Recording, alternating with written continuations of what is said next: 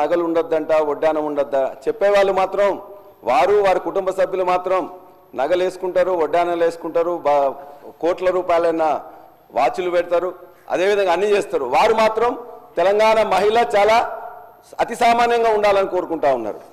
అంతేకాదు తెలంగాణ తల్లి నుంచి వెళ్ళి బతుకమ్మని వేరు చేయడం అంటే తెలంగాణ బతుకును అవమానం చేయడం తప్ప మరొకటి కాదు. వ్యవసాయ రంగం గురించి చాలా అందులో చెప్పారు. వ్యవసాయ రంగంలో 2014లో ఉండే పరిస్థితి ఏంటి, ఇవాళ పరిస్థితి ఏంటని చెప్పేసి ఒక్కసారి దయచేసి ఆలోచించండి అధ్యక్ష. భారతదేశంలో కానీ ప్రపంచంలో కానీ ఎప్పుడు ఎవరు వ్యవసాయానికి పెట్టుబడి చేయాలని ఆలోచించారు అధ్యక్ష. ఒక కేసీఆర్ గారి ఆలోచించి 72 లక్షల మంది రైతులకి 80,000 కోట్ల రూపాయలని 12 విడతల్లో ఇచ్చిండ్రు అధ్యక్ష. మీరు కూడా చెప్పిండ్రు. మీరు అప్పుడు ఏమన్నారు, మేమన్నా పిచ్చోళ్ళమా ఎడ్డోళ్ళమా, మేము ఇయ్యమా, మేము కూడా ఖచ్చితంగా ఇస్తామని చెప్పిండ్రు. మేము సంతోషం అనుకున్నాం. అర్రాజు పెట్టినట్టే పెట్టిండ్రు. 10,000 కాదు మేము 15,000 ఇస్తామని చెప్పిండ్రు. ఏమైంది అధ్యక్ష, పోయిన వానకాలం ఇవ్వలే, ఈ యాసంగి ఇవ్వలే, ఆ వానకాలం ఇప్పుడే మొదలు పెట్టిండ్రు, ఇంతవరకు ఇవ్వలే అధ్యక్ష. 7,500 ఎకరానికి రావాల్సింది గత 7,500, 7,500 అంతకుముందు ఇస్తానే కూడా ఇవ్వలే. తప్పనిసరిగా ఇవ్వాలని చెప్పేసి మీ ద్వారా ఈ ప్రభుత్వాన్ని నేను కోరుతున్నా అధ్యక్ష.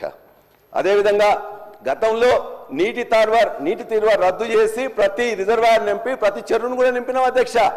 ఇవాళ మా జనగామలో ఉండే అన్ని రిజర్వాయర్లు తపాస్పల్లి కానీ, గండిరామారం కానీ, బొమ్మకూరు కానీ, ఇవాళ కన్నెపోయినగూడెం కానీ, లక్నూరు కానీ మొత్తం రిజర్వాయర్గా నిండిపోయినాం అధ్యక్ష.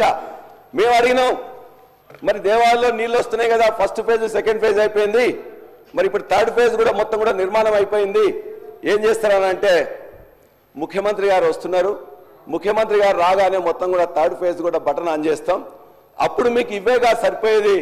ఈ యొక్క ఫస్ట్ ఫేజ్ సెకండ్ ఫేజ్ తర్వాత 350 క్యూసెక్లు 500 క్యూసెక్లు వస్తున్నాయి. 1800 క్యూసెక్లను ముఖ్యమంత్రి గారు వచ్చి ఇమ్మీడియట్ గా బటన్ ఆన్ చేస్తారని చెప్పేసి మిగతా పంపులను కూడా ఆన్ చేయాలి అధ్యక్ష. సంతోషం, ముఖ్యమంత్రి గారు రేపు స్టేషన్ గన్పూర్ నియోజకవర్గానికి వస్తున్నారు. అది మొత్తం కూడా దేవాదుల ప్రాంతం. ఆ దేవాదుల ప్రాంతానికి ఇమ్మీడియట్ గా వారు ఆన్ చేసి ఇప్పటికే 50% ఎండిపోయిన పంటలకు నీళ్లు ఇవ్వాలని కోరుతున్నాం.